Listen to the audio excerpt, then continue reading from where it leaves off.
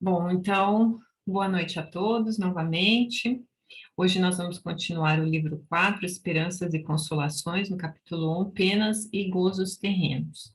Hoje a gente vai falar sobre a perda de entes queridos, depois decepções, ingratidão, quebra de afeições e vamos terminar com união antipáticas, né?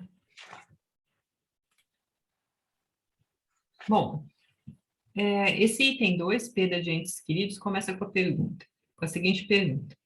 A perda de entes queridos não nos causa um sofrimento tanto mais legítimo quando é ela irreparável e independente da nossa vontade? Essa causa de sofrimento atinge tanto o rico como o pobre. É uma prova de expiação e lei para todos. Mas é uma consolação poderdes comunicar-vos com vossos amigos pelos meios de que dispondes, enquanto esperais o aparecimento de outros mais diretos e mais acessíveis aos vossos sentidos. A gente sempre lembrar que tudo na Terra tem um ciclo, né? A nossa vida, muitas vezes, tem ciclos, né? A gente começa um ciclo, depois termina outro, e um deles é a reencarnação. E a gente também, pelo menos na minha leitura, né? O desencarne de entes queridos é uma prova de desapego, né? Que a gente precisa passar. Porque a gente é muito apegado àqueles que nos estão muito próximos, a gente só acredita que consegue viver ao lado deles.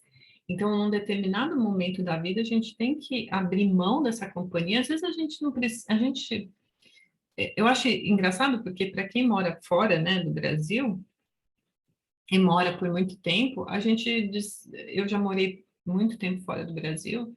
Existe um certo desapego que a gente acaba fazendo, né? É um processo também, porque você não está ali com aquela pessoa como você costumava estar, tá convivendo, né?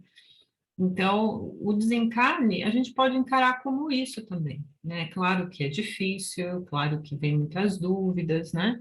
Nesse livro aqui que eu estava lendo antes de começar o curso, que é Temas de Vida e de Morte, do Divaldo Pereira Franco, pelo espírito Manuel Filomeno de Miranda, ele vai falar assim que o temor da morte, às vezes, né, do sofrimento que a gente tem, mais precisamente com entes queridos, está muito relacionado com o nosso instinto de conservação, predominância ainda da nossa natureza animal, também é consequência do temporário ouvido, né, da vida espiritual, porque a gente esquece, né, e a gente não tem essa consciência plena, né, apesar de sermos espíritos, apesar de estarmos estudando o espiritismo, a gente está no esquecimento da vida pregressa, né, da nossa vida espiritual.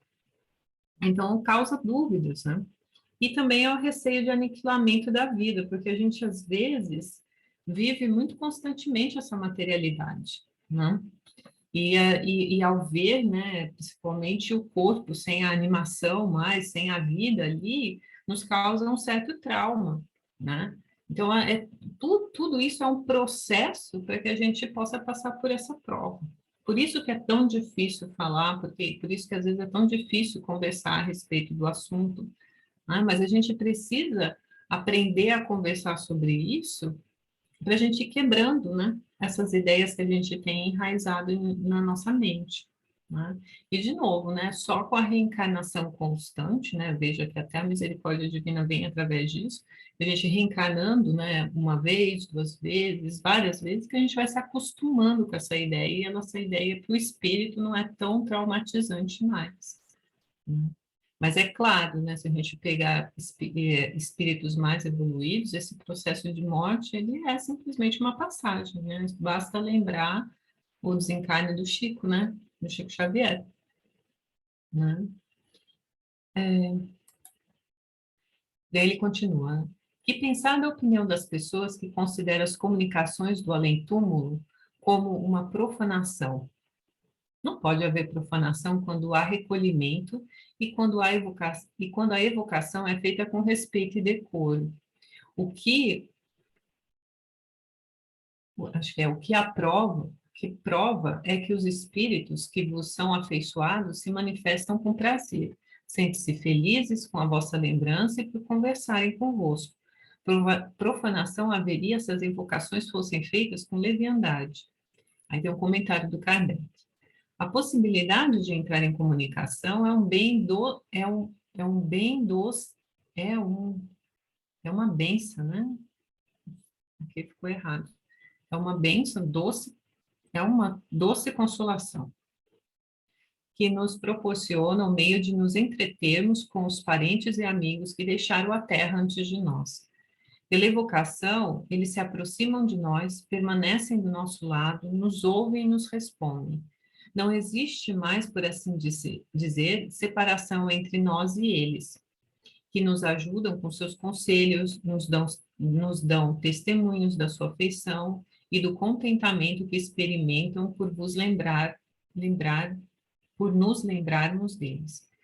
É para nós uma satisfação sabê-los felizes e aprender através deles os detalhes da nova existência, adquirindo a certeza de um dia, por nossa vez, nos juntarmos a eles. Então, veja, né, o Espiritismo ele traz essa consolação, né, da gente ter a oportunidade, quando não, tem que sempre lembrar que essa oportunidade é merecimento, tanto do desencarnado quanto do encarnado, né? Não é simplesmente porque um ente querido desencarna que eu vou conseguir me comunicar com ele facilmente, né? Depende das condições, depende das situações, mas essas comunicações, quando elas são permitidas, elas são um grande bálsamo de consolação. Mas, às vezes, a gente precisa também entender que todas as comunicações também são pertinentes a nós, né?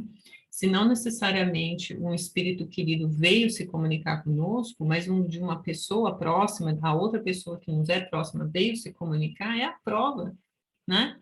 De que se eu não consigo comunicar com o meu ente querido, pelo menos ele deve, eu posso fazer uma prece, mas ele deve estar experimentando as mesmas sensações que aquele outro também está experimentando de alegria. Às vezes a gente não consegue comunicar, mas ele está presente numa sessão que a gente esteja no centro, né? Então, como que isso poderia ser considerado uma profanação, né? Profanar, se a gente for pegar mesmo a pergunta, profanar é você retirar algo bom de alguma coisa, né? É você realmente destruir algo, né? O bom que aquilo tinha, né? Utilizar aquilo com uma má intenção para prejudicar outra pessoa. Né? As comunicações feitas no centro espírita, quando são feitas de maneira responsável, não tem nenhum problema, né? Não é você retirar aquela pessoa de um estado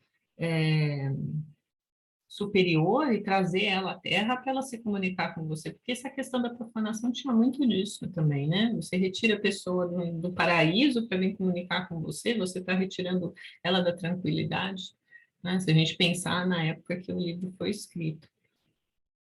Então, não, né? Na verdade, é como o Kardec diz aqui, né? É uma doce consolação que a gente pode ter, né? Mas a gente também não pode fazer disso a nossa dependência dentro do centro espírita, né? É importante também lembrar que essas comunicações elas são feitas na medida do necessário, né? Se alguém quiser fazer algum comentário, me interromper, fica à vontade, tá, gente? Aí ele continua. Como as dores inconsoláveis dos que ficam na terra afetam os espíritos que partiram, o espírito é sensível à lembrança e às lamentações daqueles que amou, mas uma dor incessante e desarrazoada o afeta penosamente, porque ele vê nesse excesso uma falta de fé no futuro e de confiança em Deus, e por consequente um obstáculo ao progresso e talvez ao próprio reencontro com quem os deixou. Aí tem um comentário do Kardec. Estando o espírito mais feliz do que na terra, lamentar que tenha deixado esta vida é lamentar que ele seja feliz. Dois amigos estão presos na mesma cadeia. Ambos devem ter um dia a liberdade, mas um deles a obtém primeiro. Seria caridoso que aquele que continua preso se entristecesse por ter o seu amigo se libertado antes? Não haveria de sua parte mais egoísmo do que afeição ao querer que o outro partilhasse por mais tempo do seu cativeiro e dos seus sofrimentos? O mesmo acontece entre dois seres que se amam na terra. O que parte primeiro foi o primeiro a se libertar, e devemos felicitá-lo por isso, esperando com paciência o momento em que também nos libertaremos. Lembro que quando eu era quando eu era adolescente, né? Eu brincava, eu falava assim, então as pessoas deviam chorar na hora que um bebê nasce e quando alguém morre fazer uma festa, né? A gente faz o contrário. Exatamente ainda pela nossa, não que, né, mas a gente faz ainda da morte algo penoso, algo é, difícil, né? Porque a gente gostaria que aquela pessoa estivesse junto a nós, como ele fala aqui, no nosso cativeiro, né? Compadecendo junto conosco dos nossos sofrimentos, uma vez que ela já teve a liberdade para sair do cativeiro. Eu sei que é um tema meio delicado para a gente comentar, né? Porque ninguém quer se separar de ninguém, muito menos pela morte. Mas a gente sempre tem que pensar na felicidade do outro. Veja que é uma prova de desapego mesmo, né? Ao invés de você querer aquela pessoa do seu lado o tempo inteiro, você tem que se desapegar dela porque o melhor está vindo para ela, né? Então, é um momento muito difícil mesmo. Vera, eu acho que você tem que abrir o microfone, porque eu não te consigo te ouvir. Você sabe que interessante que ultimamente não, nos últimos dias eu estou estudando muito isso aí, porque está caindo, né? Nas palestras que eu estou ouvindo, os livros que eu estou lendo e tal. Então, tem vindo muito a respeito do desapego, né? E aí a gente começa, nossa, será que vai acontecer comigo? Primeira coisa que a gente pensa, né? Não é bem assim, não. Não é esse o propósito quando a gente está estudando alguma coisa. É, mas eu acho que o problema maior do nosso sofrimento é que nós nos esquecemos que somos espíritos e somos eternos, né? E que vai haver a possibilidade de nos vermos antes de uma nova encarnação, onde nós vamos ser outros seres, inclusive, né? Quer dizer, os mesmos, mas com outro nome, etc., né? Nunca mais eu vou ser Vera, nunca mais, né?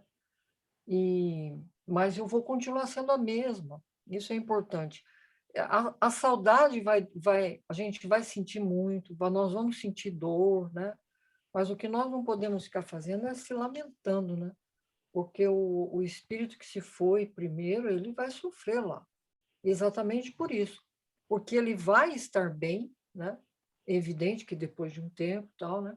Ele vai estar bem, e aí a gente fica aqui se lamentando, dá nisso, né? Ele acabou de estudar isso, né? Essas lamentações, né? A dor incessante, leva ele a sofrer sim, porque ele vê que falta em nós a fé no futuro, né? E E a falta gente prende também confiança. ele com a nossa vibração, né? Por isso que É, ele fala do cativeiro, né? é, Verdade. é, A gente acaba puxando essas pessoas com nossas vibrações, e ele também está num momento delicado, é. né? E daí você puxa e prende ele aqui. Agora eu lembrei que você estava comentando daquele filme, e tem, como fala, As Mães de Chico, né? Ah, E quando os filhos voltam, quantas cartas, né, que ele escreveu pedindo para as mães, né?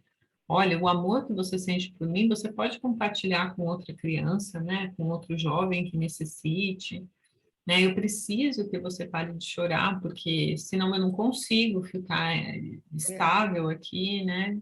Então a gente realmente eu acho que é uma grande prova também de caridade, né? A gente trabalhar o nosso sofrimento, mas em prol de outra pessoa que desencarnou, né? exatamente. Então, é uma grande prova de amor e de caridade. Afinal, a caridade, ela é baseada no amor, né? É, você sabe que você me mandou um recadinho quando não, foi numa live aí que a gente, foi num estudo. Nós estávamos estudando, ou você mandou um recadinho para mim, porque o que você falou, eu vou até ver, viu, Ana Paula? Porque eu tava muito triste, porque meu irmão desencarnou, não pelo fato de ele ter desencarnado, porque para ele foi um alívio, né? Mas pelo fato de eu estar me preparando para ir lá vê-lo, né, para poder abraçá-lo, porque eu sabia que ele estava indo, né? Os médicos já estavam dizendo isso. E aí eu fiquei tão chateada, chorei muito, muito, por não poder tê-lo abraçado, né? Aí você me mandou um recadinho, deixa eu ver se está aqui, Ana Paula, foi tão bom, eu até guardei ele, sabe? Mas foi algo assim, senão eu não vou conseguir achar aqui. Mas é isso mesmo, é falar sobre o amor, você falou sobre o amor, mas é esse desapego de precisar pegar na pessoa, né? Nós sentimos amor, mas nós precisamos estar perto, nós precisamos estar ali juntinho e tal, né? E, e as pessoas que a gente que estão longe, que a gente se ama, né? Como é que vai fazer se a gente não for mais se ver? Vai deixar de amar? Ele vai deixar de sentir que eu amo se eu não abraçar, se eu não fizer carinho, né? Não é bem assim. Acho que é esse desapego mesmo, é amor com desapego, né? Eu acho que a gente tem várias formas de desencarne na Terra, né? Não só a morte por si só. É, é Quantas verdade. pessoas que passaram pela minha vida e que eu não deixei de amá-las, mas hoje elas não estão presentes na minha vida como elas estiveram no momento, assim, É, inclusive crucial da minha vida, no momento de dificuldade. Mas eu deixei de amá-las, né? Não. E por que que foi possível eu, de certa forma, não estar mais presente, tão perto delas e não sentir uma dor imensa? Eu sinto saudades, né? Tenho boas lembranças, porque é o treinamento que a gente vai fazendo. A gente compreende que a fase daquela vida passou, né? E agora existe um outro ciclo iniciando. Só que, claro, né? A ideia de que a pessoa está viva e que existe uma oportunidade de eu visitá-la um dia sim, é o que mantém essa ligação também, essa tranquilidade. Mas nós não temos ainda essa confiança em relação à vida espiritual, que é o que você estava falando. A gente ainda não tem essa confiança que nós vamos nos encontrar, que isso daqui é só uma viagem. A gente não encara a morte como uma viagem. é, Eu acho que é por conta da materialidade ainda, né, do corpo. é. Né? Vocês estão Até, me vendo aqui, né? Eu estou me movimentando, etc. é, E daí fica difícil, né? é verdade. Mas a gente, olha, tudo são estágios na vida. A gente vai aprendendo, né? A gente não pode se desanimar também, né? A gente vai aprendendo e o mais importante que eu sempre penso é que conforme a gente vai vivenciando na Terra, a gente vai criando mais laços, né? E quando um laço se rompe, você tem vários outros para dar suporte naquele laço que se rompeu, né? Então, quando a gente perde um ente querido, conforme a gente foi caminhando na vida e construindo esses outros laços, são esses laços que vão dar suporte para a gente, né? É. Passar por essa dificuldade. Vem também aquele pensamento que se a gente, no momento, né, que existia essa morte e tal, a gente sofre tanto e esquece também de que o outro está se libertando, como foi também falado na 936, né? A gente Uhum. quer que ele continue aqui, passando pelas dificuldades da vida, pelas diversidades, né? De tantas coisas que a gente vive, né? Tantas preocupações diárias, né? O nosso amor ainda é bem egoísta, né? Não que a gente vá se alegrar com a morte de jeito nenhum, né? Mas que é incrível. Essa semana foi de pensar sobre isso mesmo. E é muito importante que a gente lembre que nós não estamos sozinhos, né? Diante É, de qualquer dificuldade. Então, a gente tem diversos mentores espirituais do nosso lado, né?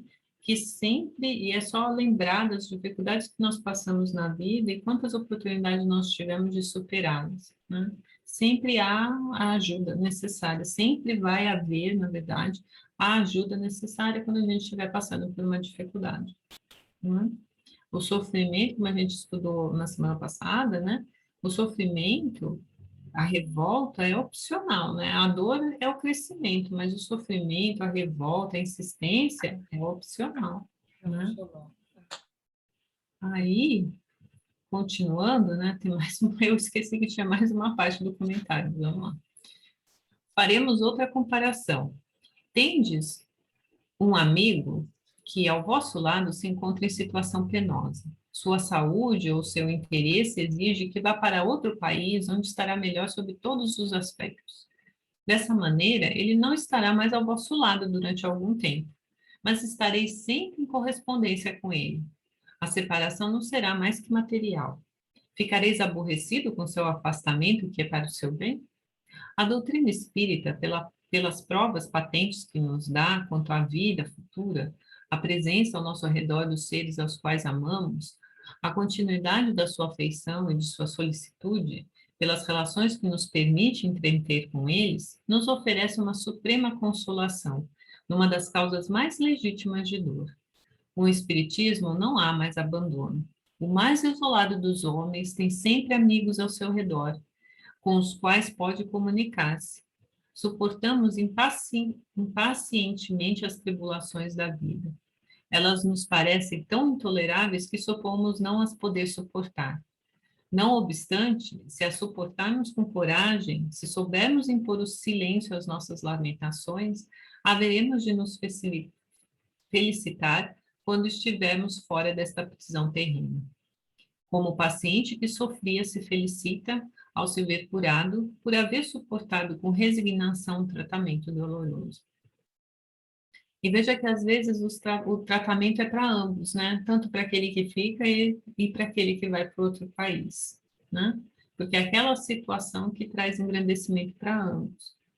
Então, de novo, né, o que ele acabou de falar, nós não estamos abandonados, não há abandono, né? Nós não estamos sozinhos. Aqui está a prova mais patente, né, que o Kardec poderia dizer, né, que mesmo uma pessoa que está lá, que ele fala aqui, né, nossa, perdi agora. O mais isolado dos homens, né, até aquela pessoa que se isola da sociedade, sempre tem amigos ao seu redor. Né? Nós não estamos abandonados de maneira alguma. O nosso sentimento de abandono vem muito da nossa impaciência, da nossa intolerância a qualquer dor. Né? Nós gostaríamos de estar sempre assim, né? Aquecidos, com um cobertor em volta, se sentindo aninhados, sem precisar mexer. Só que se a gente não ficasse assim para a eternidade, como que a gente ia viver? Como que nós iríamos aprender alguma coisa? Né? Então, qualquer movimento de dor, isso mostra também o quanto ainda nós somos crianças espirituais, né? Que a gente está esperando sempre o ventre materno, né? Ficar quietinho ali, gostosinho, mas não é esse o objetivo da vida, né? Até para nascer a gente tem que fazer um esforço, né? O bebê faz um esforço muito grande para nascer, né? Então sempre vai haver dor no nosso aprendizado porque a gente está saindo dessa situação cômoda. Mas, novamente, é a nossa intolerância a essa dor, é essa nossa intolerância a qualquer momento de tristeza que acabam criando essas lamentações, criando essa revolta, né? E essa amargura. Se a gente olhar novamente, que nem ele fala, né? Se suportarmos com coragem, né, as dificuldades que nos são apresentadas, quando a gente desencarnar, a gente vai se felicitar por ter superado aquele momento. Né? E não só a gente, mas aquele que foi antes de nós, vai estar ali esperando por nós. Né?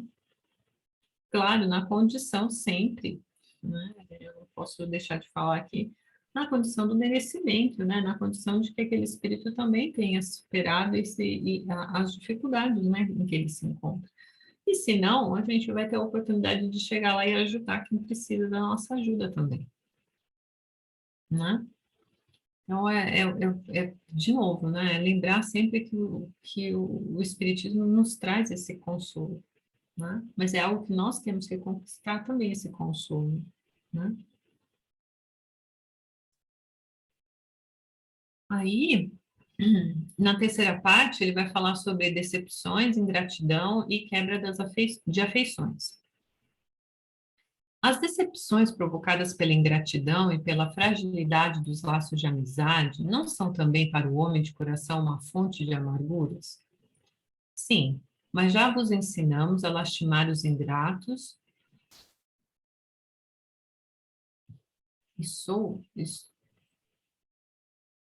eu acho que e amigos infiéis. E os amigos infiéis. E os amigos infiéis. Obrigada. Que serão mais infelizes do que vós. A ingratidão é filha do egoísmo, e o egoísta encontrará mais tarde corações insensíveis com ele próprio, o foi. Pensai em todos os que fizeram mais bem do que vós, que valiam mais do que vós, e, no entanto, foram pagos com a ingratidão. Pensai que o próprio Jesus, quando na terra, foi injuriado e desprezado, tratado de patife e impostor. E não vos admireis de que o mesmo vos aconteça, que o bem que fizeste seja a vossa recompensa neste mundo, e não vos importeis com o que dizem os beneficiados. A ingratidão é uma prova para a vossa persistência em fazer o bem. Isso vos será levado em conta, e os que não foram reconhecidos serão punidos tanto mais quanto houver sido a sua ingratidão. Aí só lembrar que a conotação aqui, né, o significado de punição que o Kardec utiliza, está muito voltado como consequência mesmo, né? Se eu estou semeando ingratidão, vai ser muito difícil eu colher amor, né? Eu colher reconhecimento, porque não faz sentido. Eu plantei uma coisa, eu vou automaticamente colher a consequência daquilo que eu plantei. Agora, se eu sou aquele que faz a boa ação e não tenho reconhecimento, o que eu tenho que entender como reconhecimento? Em que sentido esse reconhecimento me beneficia? Será que me beneficia no orgulho? Porque a vontade para continuar fazendo bem independe do reconhecimento dos outros, né? Porque fazer bem não é algo que a gente faz buscando, eu queria usar uma outra palavra, mas buscando o valor que o outro nos dá, né? A gente faz o bem porque é uma questão moral, porque é uma questão de conduta, porque eu não consigo divergir daquele caminho, porque a única opção que eu tenho é fazer o bem. E fazer o bem não é condicionado ao outro. Fazer o bem é condicionado ao que eu acredito, a mim, né? E o benefício, a gente sempre tem que lembrar que o primeiro benefício, o primeiro que é beneficiado com o bem que a gente pratica somos nós mesmos. Porque é a plantação que eu estou fazendo. Agora, se o outro é insensível ao que eu fiz, ora, essa é a dificuldade dele nesse momento. E ele vai ter que, né, entender essa dificuldade lá na frente, ou ele por si só vai ter que cair em si e entender o que está acontecendo. Quantas vezes que nós não nos pegamos sendo ingratos com uma pessoa que nos fez o bem? Né? E a pessoa nem cobrou, nem fez nada, mas a gente reconheceu que naquele momento, olha, eu pisei na bola, né? Melhor eu voltar e conversar com aquela pessoa e pedir desculpas, né? É esse o movimento que a gente tem que esperar do outro, e não se revoltar com a ingratidão dessas pessoas. Né? Porque eu não sei a experiência pessoal de vocês, mas invariavelmente, às vezes você tem que ajudar uma, duas, três vezes aquela pessoa. E por que será que existe essa persistência? Ou então uma pessoa muito similar aparece novamente no seu caminho. E por que essa persistência? Porque é o que ele diz aqui, o Espírito, né? Que o bem que fizeste seja a vossa... Ah, não, desculpa. Cadê? Ele fala aqui. Aqui. A ingratidão é uma prova para a vossa persistência em fazer o bem. Então, novamente, o nosso projeto reencarnatório, as situações se impõem a nós como prova para que realmente a gente faça o bem por uma questão pessoal, por uma questão de uma conduta pessoal, e não porque a gente esteja procurando reconhecimento de uma outra pessoa, né? Então, vamos supor que eu recebi o reconhecimento de alguém, novamente me passam a mesma situação com uma pessoa ingrata. Será que eu vou fazer o mesmo bem que eu fiz para aquela pessoa que me agradeceu? Né? Será que eu vou persistir nisso? Então, a gente sempre tem que lembrar dessas situações como uma situação de prova, que a dificuldade está no outro e não em nós. Né?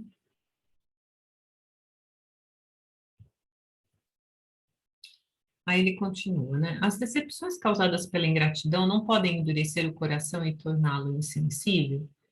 Seria um erro pensar assim, porque o homem de coração, como dizes, sempre será feliz pelo que praticar. Ele sabe que, se não o reconhecerem nessa vida, na outra o farão, e o ingrato sentirá então remorso e vergonha.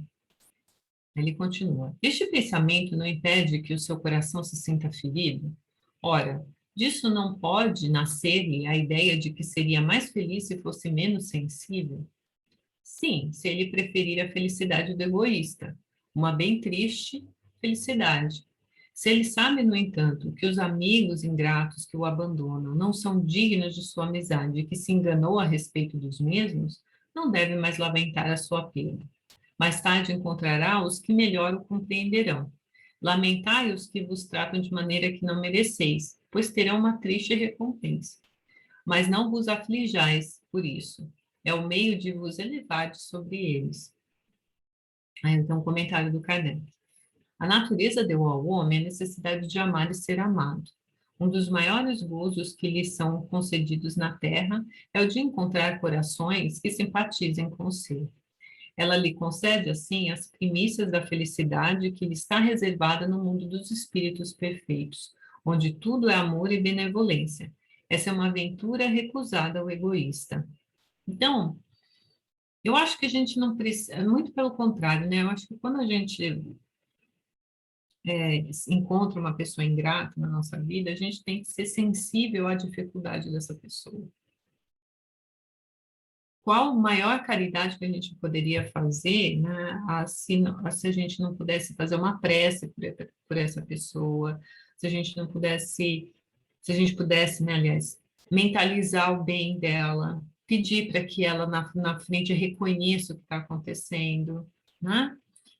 Que ela não cometa o mesmo erro com outras pessoas, que ela comece a reconhecer as pessoas que fazem o bem para ela, né? Porque isso vai trazer paz para a vida dela, vai trazer alegria, ela vai perceber que as pessoas podem sim ser boas, né? Sem interesse. Então, a gente não é que a gente poderia se tornar insensível, não é isso. Eu acho que a gente vai se tornando mais sensível quando a gente vai entrando em contato com o que realmente acontece com as outras pessoas à nossa volta e das dificuldades delas. E principalmente se a gente se colocar no lugar delas. A gente não sabe, às vezes, as histórias pessoais das pessoas. A gente não sabe o momento que aquela pessoa está passando, né? As dores com as quais ela está lidando naquele momento. Né? Às vezes, o ato de ingratidão não é pessoal, não é falta de reconhecimento, é simplesmente porque a dor é muito grande. Né? A gente sempre tem que lembrar que uma pessoa que pratica o mal, invariavelmente, está passando por um momento interno de muita dor. Às vezes ela não reconhece essa dor, às vezes ela acha que continuar praticando mal é a melhor solução para aquela situação. Então, sempre se colocar no lugar do outro, né? E tentar entender a perspectiva que levou aquela pessoa a tomar aquela atitude. E também lembrar que todos nós somos falhos ainda, e que a gente muitas vezes é ingrato com aqueles que nos fazem o bem, né? Porque a gente sempre se coloca naquele, né, eu fiz o bem para o outro, ele não me reconheceu. Mas quantas vezes eu não reconheci o bem que os outros me fizeram, né? Porque se a gente sempre parte do princípio que a gente só faz o certo e os outros fazem o errado, será que não é o orgulhoso falando, né? Eu faço essas perguntas assim só para a gente ponderar, né? Porque a gente às vezes está olhando só de um lado em relação ao outro, mas e em relação a mim e outras pessoas que tá pela minha vida passada, né?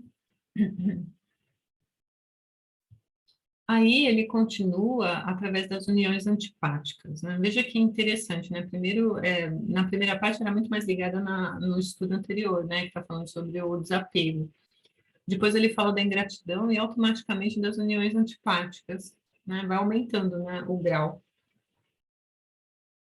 Desde que os espíritos simpáticos são levados a se unir, como se explica que entre os encarnados a afeição frequentemente exista apenas de um lado e o amor sincero seja recebido com indiferença e mesmo com repulsa? Como, além disso, a mais via afeição entre dois seres pode se transformar em antipatia e algumas vezes em ódio? Não compreendes, então, que seja uma punição, embora passageira? Além disso, quantos há que pensam amar perdidamente porque julgam apenas as aparências? E quando são obrigados a viver em comum, não tardam a reconhecer que se tratava somente de uma paixão material.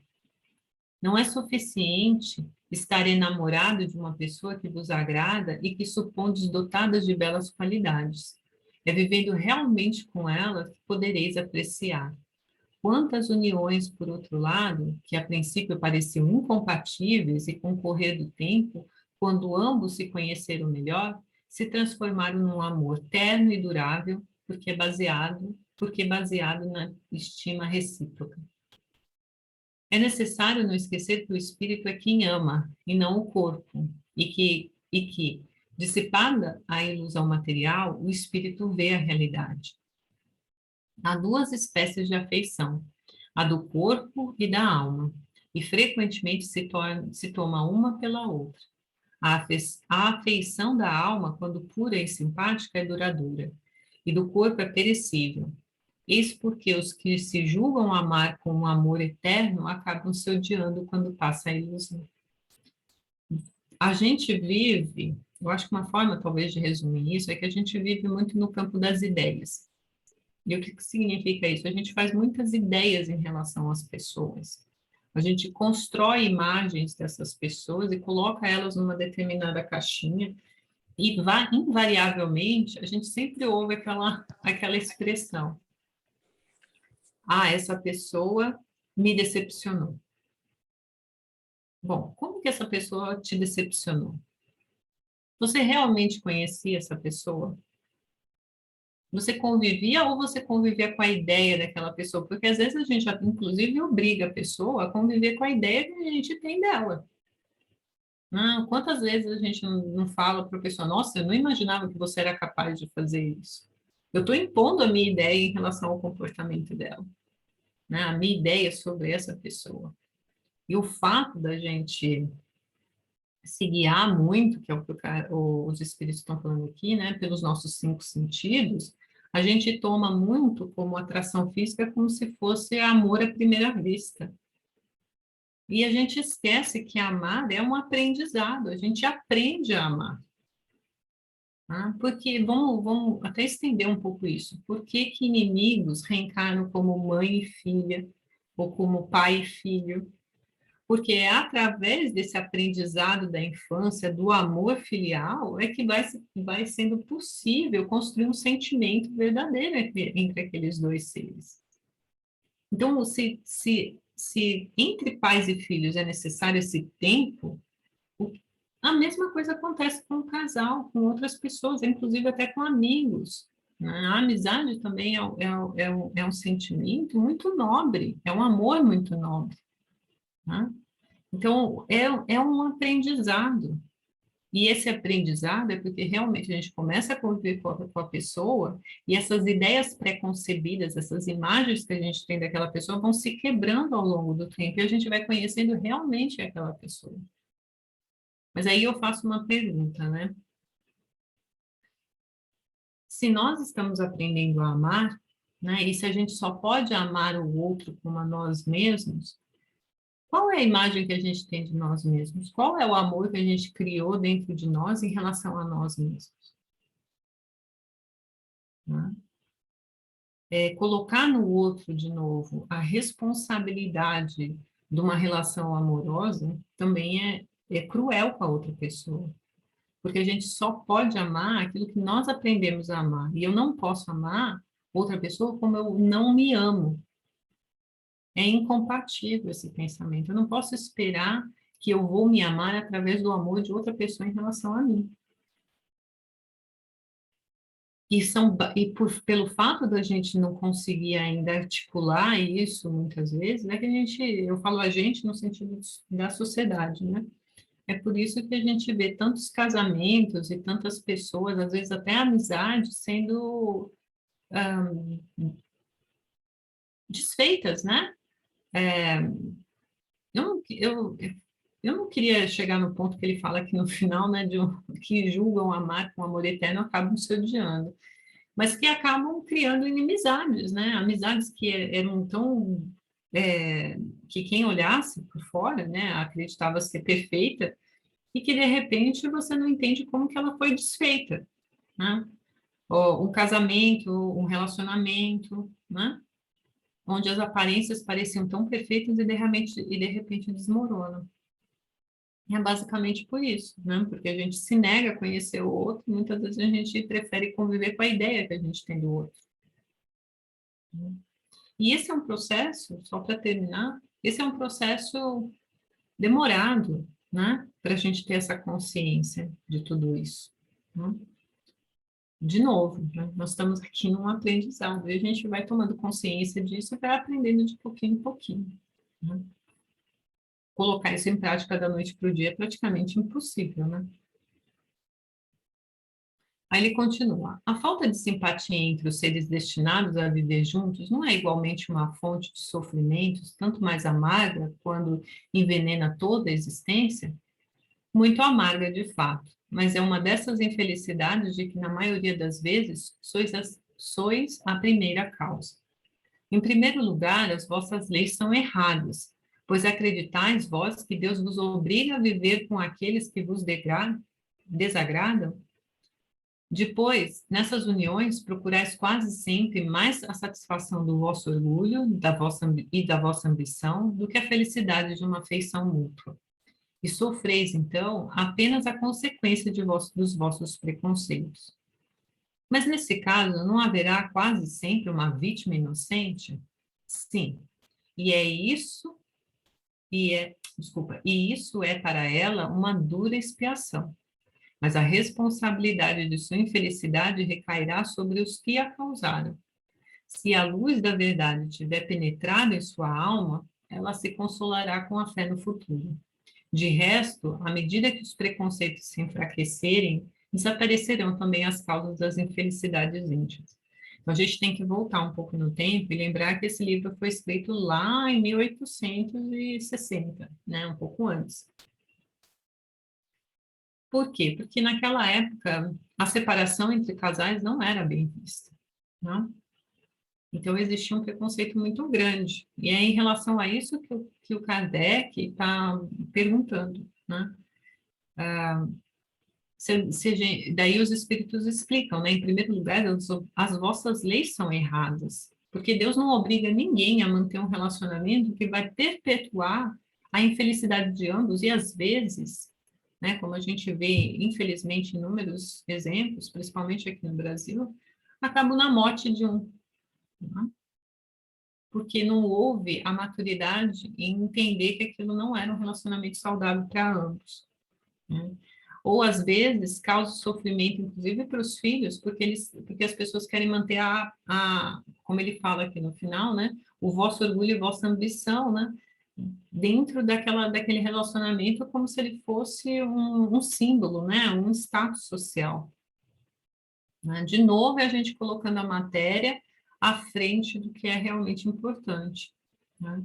Aí, quando ele fala, mas haverá sempre quase uma vítima inocente, bom, inocente a gente sabe que não existe nesse planeta, né? Inocência, nós estamos no mundo de provas e expiações. Então, se eu estou passando por alguma dificuldade, ou ela é uma prova ou ela é um resgate, né? E é algo que eu preciso passar, né? Então, é sempre importante. Aí, desse mesmo livro que eu tinha mencionado antes, eu tirei essa frase aqui, que ele vai falar sobre flagelos e males. Não sendo o mal uma realidade, sendo um efeito transitório, que pode ser alterado a partir do momento que se lhe modifique a causa, ele se transforma num futuro bem, porque vacina a vítima, que a partir daí melhor compreende a finalidade da vida na Terra, empenhando-se por alcançá-la no mais breve prazo. Quantas relações a gente pode mudar, né? Mesmo que nesse momento seja de separação, né? Mas quantas relações pessoais, né? Às vezes até profissionais, a gente pode mudar quando a gente muda o sentido do mal para o bem, né? Se a gente entende que aquele mal que a gente está passando é para aprender algo que vai acabar num bem futuro, né? Quanto que a gente poderia quanto mal, né, desnecessário a gente poderia evitar fazendo isso. Então, não existem vítimas inocentes, né? O que existe é a oportunidade de aprendizado. Tá? Se a gente encarar que nós não somos vítimas nesse mundo, as situações vão ficar muito mais simples, né? E principalmente se a gente não colocar nos outros o dever, né, deles nos trazerem a nossa felicidade, seja por permanecer encarnados junto conosco, seja por não serem ingratos às nossas ações no bem, sejam por corresponder às ideias que nós temos deles, a gente também vai ser bem mais feliz. Porque ninguém tem a obrigação de nos fazer feliz, somos nós mesmos que temos que buscar essa felicidade. E a forma mais fácil da gente buscar essa felicidade é através do bem, é através da prática do bem, é através da caridade. E quando a gente fala de caridade, dentro do Espiritismo, é aquela que não vê reconhecimento, né? É aquela que procura simplesmente a caridade como forma mesmo de conduta. Tá? Então, é isso que a gente tem que procurar. Aí eu acabei a apresentação, a gente pode conversar a respeito. Vou parar de compartilhar aqui. Então, agora vocês podem falar à vontade, que eu já falei tudo que eu tinha falar. Eu acho muito interessante esse estudo, Ana Paula, porque quando a gente está falando de morte, e a gente vai, acho que vai continuar, o próximo estudo vai falar exatamente sobre a morte, né? Eu estou sem um livro aqui, eu não sei, Só. de cabeça. A preocupação com a morte, vai falar de desgosto da vida, suicídio, vai falar sobre morte, né? Mas é muito interessante esse estudo que a gente acaba falando sobre a vida, né? Eu acho muito bonito isso na doutrina espírita. Você vai estudar a morte, você, na verdade, estuda a vida, né? Eu acho bem, bem legal isso, né? Mas é E aí você estava falando, né, sobre as amizades, né, que às vezes você tem uma forte amizade, né, e depois ela se transforma, né? A gente também precisa lembrar que as pessoas elas vão crescendo, vão mudando, né? E às vezes passa a não ter mais as mesmas, como é que fala? Não tem o mesmo objetivo na vida, não tem mais, não está seguindo o mesmo caminho, né? Muda um pouco, como é que fala? A palavra estava na minha mente. as prioridades, né, mudam. Muda muito, né? A maneira de pensar, tal. E, e aí as pessoas se afastam, né? Ou você se afasta delas, né? Porque já não tem mais esse mesmo objetivo, né? São outros caminhos a serem tomados. Mas a gente não deixa de amar, de jeito nenhum, né? Quando há oportunidade de estar junto, é uma alegria estar junto, né? Só que não é mais aquela coisa que era antes, de você querer estar sempre perto. Interesses, os interesses mudam, né? É essa palavra que eu queria. Né? Porque cada um está num estágio diferente, né? Exatamente, Mas o fundamento, né, mas a base da amizade foi sincera, né? é. Ali houve uma construção, né? Houve O uma problema é construção. quando não há essa construção, É. né? E ela vai permanecer. Eu acho isso que é bonito, né? Porque e um dia vamos estar todos no mesmo degrau, né? Não tem como não, né? Não estarmos crescendo, né?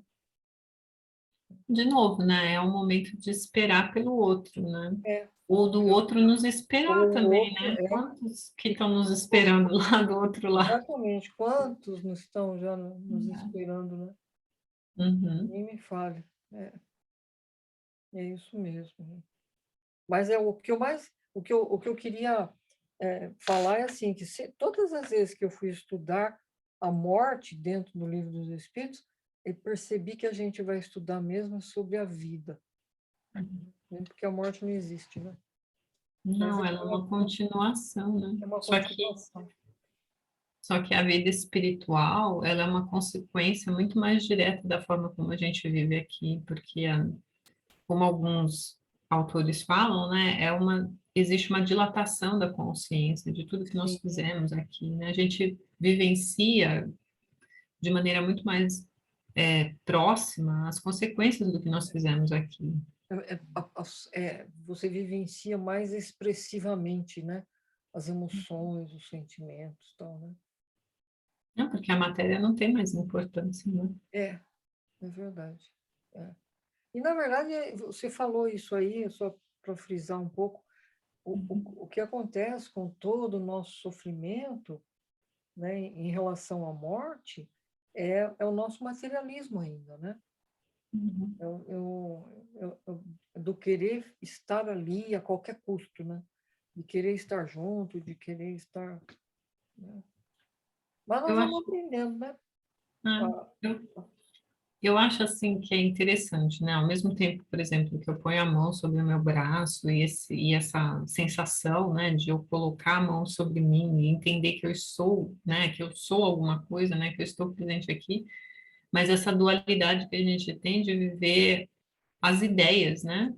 E é, as ideias que a gente concebe sobre as pessoas, né? Eu imagino o comportamento daquela determinada pessoa, eu imagino que quando ela não está na minha frente, ela está fazendo uma determinada coisa, sim, né?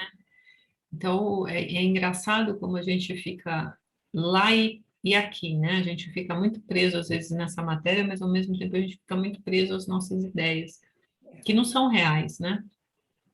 Muitas vezes a gente acha que a pessoa se comporta na intimidade de uma tal forma que não condiz de não, maneira alguma com a realidade daquela pessoa. é verdade. Então, é muito interessante isso, né? Como a gente vive lá e cá. E a gente esquece de viver a espiritualidade, né? É, que é o mais importante, né? Estamos indo, devagarzinho a gente chega lá, né? Uhum.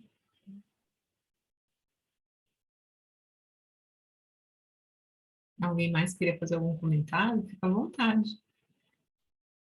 A Dani está quietinha. Uhum. Só ouvindo vocês. Esse assunto é muito interessante, né? Porque a doutrina nos oferece essa visão mais ampla, né, dos acontecimentos, da possibilidade de reencontro, do quanto a gente pode auxiliar ou não os irmãos que partem, mas a ligação do físico ainda é muito difícil para todos nós, né? A separação da persona física, Sim, né? Do contato físico, do abraço, do olhar, ainda é muito difícil.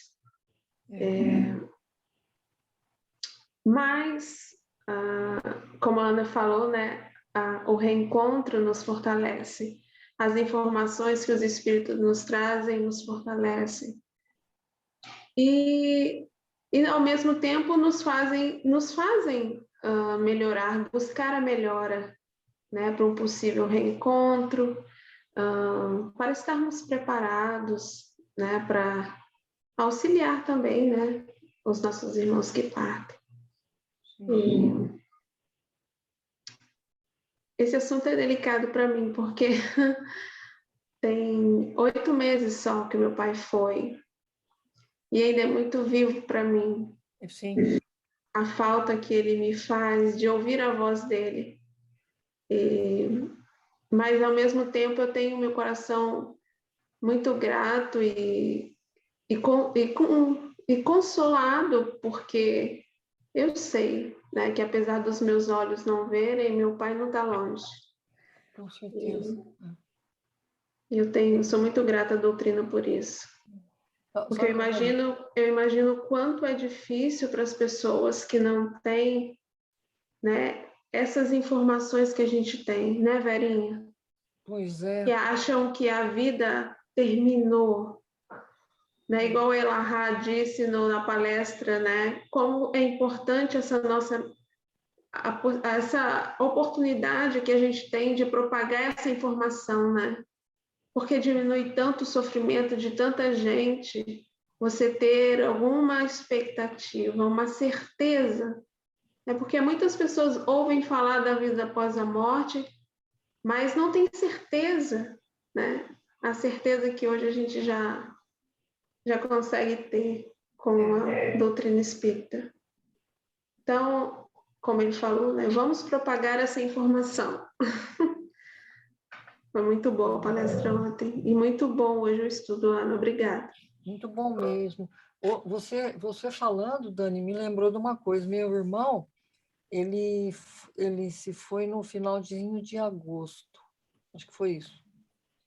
E essa semana eu estava vendo aqui os meus contatos, que eu estava querendo mandar uma mensagem muito bonita que eu recebi, né? Aliás, por sinal, eu já mandei, que fala sobre as pedras e tal, né? E aí eu encontrei o WhatsApp do meu irmão. E eu não tive coragem até agora de tirar o WhatsApp dele ali. Eu falei, puxa vida, estou mantendo isso para quê, né? Mas, Verinha, isso é muito real, né? Porque eu também tenho todas as mensagens que meu pai me mandou, inclusive os áudios. E quando a saudade aperta muito, eu escuto os áudios. Sim. Porque o meu pai sempre foi muito carinhoso comigo. Que bom. Então, escutar a voz dele é bom. Imagino sim. Você sabe que o meu pai vai fazer 20 anos ano que vem que ele foi também. E é a paixão da minha vida, sem dúvida nenhuma. Eu sinto uma falta até hoje, mas eu vou te falar, eu tenho tanta certeza que eu vou encontrar com ele, que às vezes a pessoa fala assim, você quer morrer? Eu digo, não, eu não quero morrer não, mas se eu for com 70 tá ótimo, porque assim eu já vou ver meu pai, o Igor tá formado, porque eu tenho, olha, uma certeza que eu tenho tão grande, não sei nem se quando eu chegar ele vai estar por lá, mas eu sei que eu vou encontrar em algum momento, não tenho a menor dúvida. É verdade. Então, eu acho que realmente é um consolo quem acredita, sabe? Não é que não vai sofrer, porque a gente sofre da falta da pessoa. Eu não tenho essa sorte, que quando o papai morreu, eu não tinha celular, não tenho a voz dele. E, aliás, é o que me faz mais falta, porque não é nem ver, porque eu via todo final de semana, mas eu falava com ele 3 vezes por dia. E eu sempre fui a mimosa dele, entendeu? Era uma coisa descarada, não era nem disfarçado, não. E ele meu. Então, entendo, Cris. Meu pai me chamava de rainha. Eu era mimosa. E eu também, ele meu. Minha paixão da minha vida, olha, eu vou te falar. Realmente, mas eu tenho certeza que ele está super bem e eu vou encontrar com ele. E a gente se consola, né? A gente se conforma. É um consolo. É uma coisa maravilhosa no sentido de que esse conhecimento nos chegou, porque não existe outra crença, outra doutrina, outra religião que explica tão bem. Não precisava ser espírita, né? Nem precisam ser espírita. Mas, como a Dani falou, esse conhecimento ele precisava chegar, né?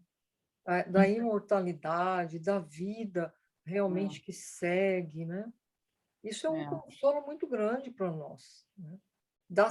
Dá um sentido maior à nossa vida, né? Com certeza. Então, aí a gente tem que mesmo que propagar quando pode, né? Não podemos invadir a privacidade do outro, mas sempre que houver oportunidade, a gente precisa falar. É um consolo. Não, eu acho que, assim, existem formas e formas, né? Eu acho que uma forma de propagar é através do seu exemplo. Exatamente, né? Ana Paula, exatamente. Porque se a gente, por exemplo, eu ouvindo vocês falarem, de certa forma me dá um consolo, né? Porque eu também tenho esse dilema, né? Meus pais estão aqui, eu voltei para o Brasil por conta deles, e existe, né, essa ideia de que as coisas estão se aproximando, né?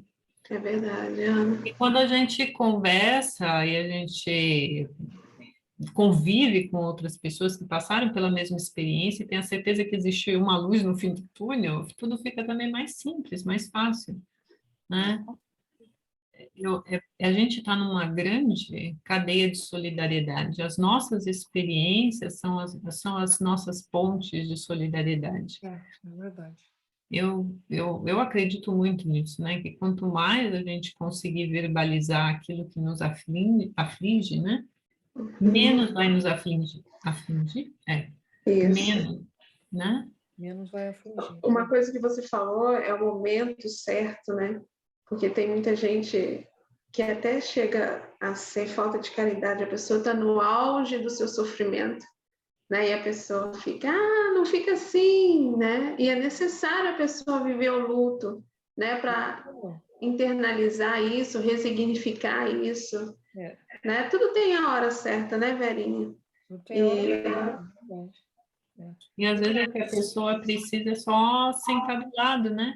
Não é, você não precisa falar nada, é só falar, sentar, ou então faz um bolo e um café e fica lá quietinho, né? E é só.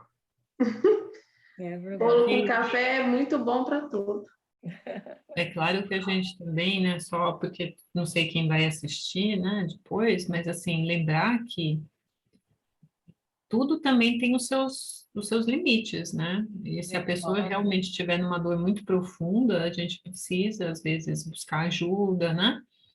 Precisa ficar mais atento, né? Porque são processos muito individuais, cada um passa do seu jeito. A gente tem que dar liberdade, mas a gente não pode descuidar, né? Porque às vezes o sofrimento é muito grande. Então, por isso que é importante na presença, sempre ao lado, na medida do possível. E lembrar que quando a gente faz isso pelo outro, a gente também se beneficia, né? Porque o que que a gente vai colher lá na frente quando a gente passar por uma dificuldade também? Deus olha por todos nós somos filhos dele, certo? E se a gente consola um filho dele, o que que vai acontecer conosco, né? Então, é importante, né? A gente sempre lembrar que a dificuldade do outro é a minha oportunidade de ajudá-lo. Mesmo, eu queria pegar só aqueles outros dois pontos, né? Da ingratidão, né? Principalmente no caso da ingratidão. A gente tem uma dificuldade muito grande de ajudar aqueles que não são ingratos, né? Mas é uma grande oportunidade que a gente tem, né? De vencer o nosso orgulho e ajudar, mesmo que a pessoa não consiga reconhecer a nossa ajuda. E quem se beneficia somos nós mesmos, né? Porque a gente está quebrando esse orgulho dentro de nós. Né? Então, é importante a gente... Eu acho que foi... assim, é óbvio, né? Que foi intencional a forma como que o Kardec escreveu tudo. Né? Mas é interessante, né, se a gente for ver, né? O desprendimento dos entes queridos, depois o desprendimento da ingratidão e depois o desprendimento das ideias que a gente tem em relação às pessoas. Né? E a gente vai vivendo melhor, né? E eu acho que eu vou insistir nesse ponto, né? Em nenhuma das situações nós somos vítimas. Sim, nenhuma das situações. É verdade. É difícil, né? Essa parte final do Livro dos Espíritos é uma parte de muita reflexão, porque a gente passa pelas leis morais e depois a gente entra justamente nas consequências dessas leis. Então, é um momento de muita reflexão na nossa, internamente mesmo, né? Eu assim, veio aqui na minha mente, eu não sei, que tudo isso nos prepara para sermos livres, de fato. Não é? Porque o espírito puro, ele é livre, apesar do amor, ele é livre, né? Ele ama de forma diferente. E todo esse processo que o Livro dos Espíritos nos traz é uma forma da gente se libertar, né? E é bonito ver, né? O caminho que a gente tem para seguir. E de encontro, ir de encontro à felicidade, né? É isso mesmo. Não é verdade?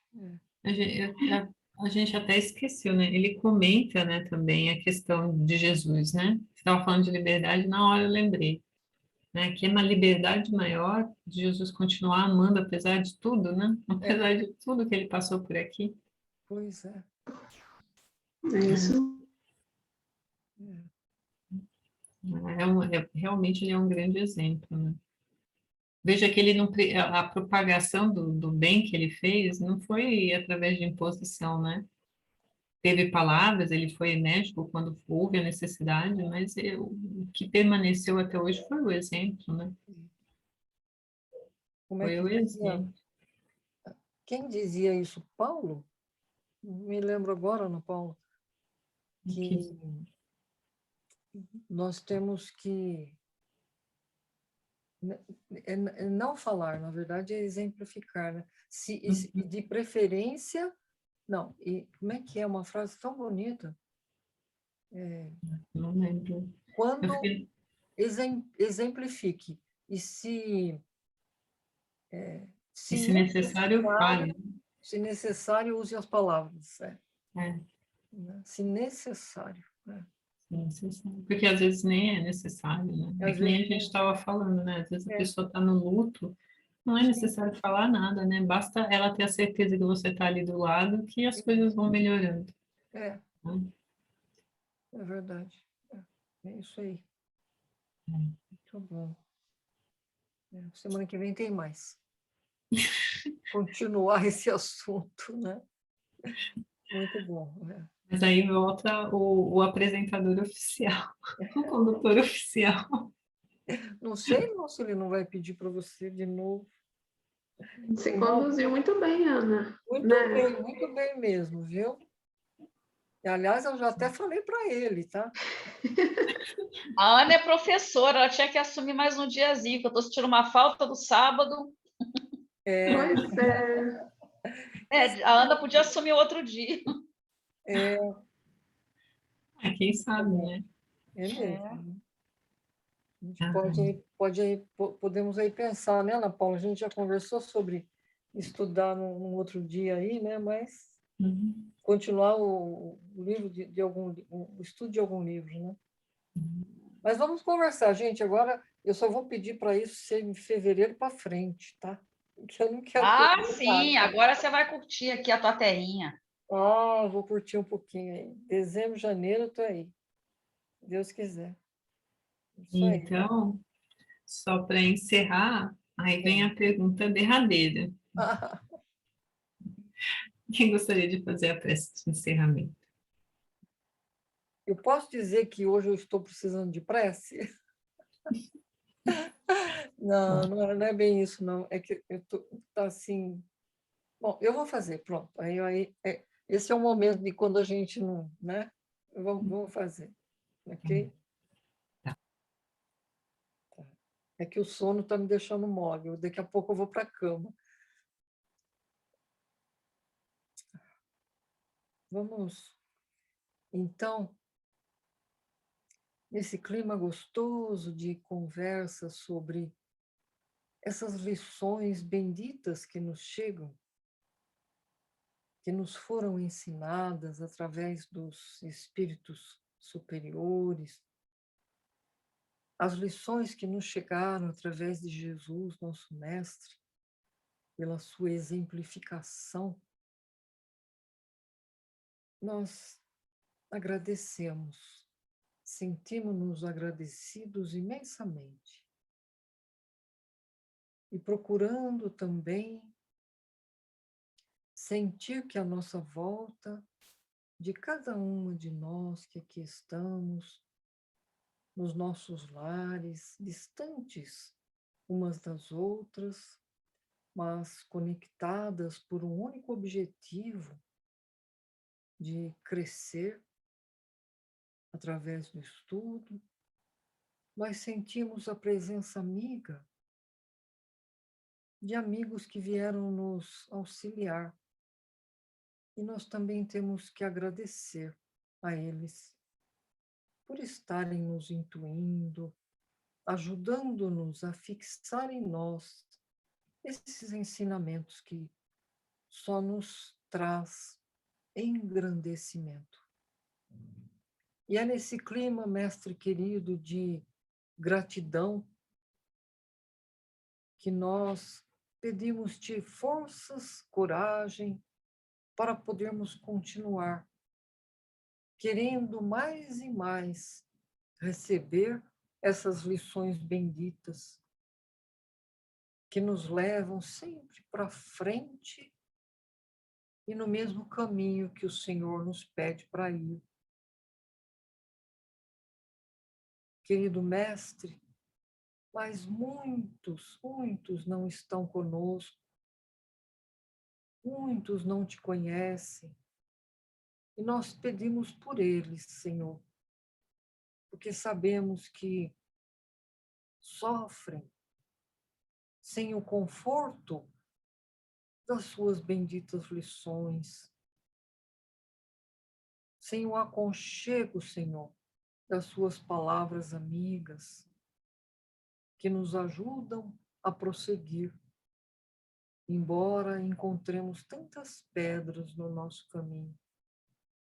Mas o Senhor está sempre nos auxiliando a nos levantar, a transpor as pedras, esses obstáculos que nos ferem. O Senhor nos ajuda sempre a seguir. E que assim seja, Senhor, para com todos os outros que não te conhecem. Abençoa os necessitados de toda ordem, física, necessidade da mente, necessidade do amor. Que o Senhor possa estar com todos, mestre querido. Pedimos apenas que nos dê a oportunidade de estarmos juntos novamente, à noite, em companhia de bons amigos para continuarmos esse estudo. E que possamos também, na próxima semana, estarmos novamente juntos para prosseguirmos estudando o livro dos Espíritos e o teu Evangelho bendito. Abençoa os que não puderam estar conosco por motivos justos, nós sabemos.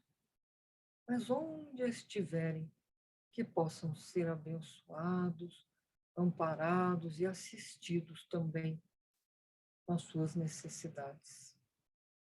Abençoa as crianças, os bebês que chegaram há pouco tempo nesse planeta. Abençoa, Senhor, os velhinhos, os doentes, os que partiram para a pátria espiritual nesses tempos difíceis.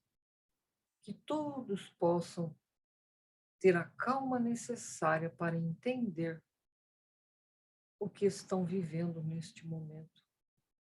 Que possam ter consciência desse momento presente em suas vidas e possam dar continuidade a esse caminhar bendito da vida imortal. Que assim seja, agora e sempre. Graças a Deus. Um beijo para todos vocês. Boa noite a todos. Boa noite. Obrigada, Boa Aninha. noite. Beijo, Obrigada, pessoal. Ana. Um Boa beijo noite, para pessoal. todos. Beijo, Ana Paula. Beijo. Boa noite. Beijo, Beijo, beijo. Maria.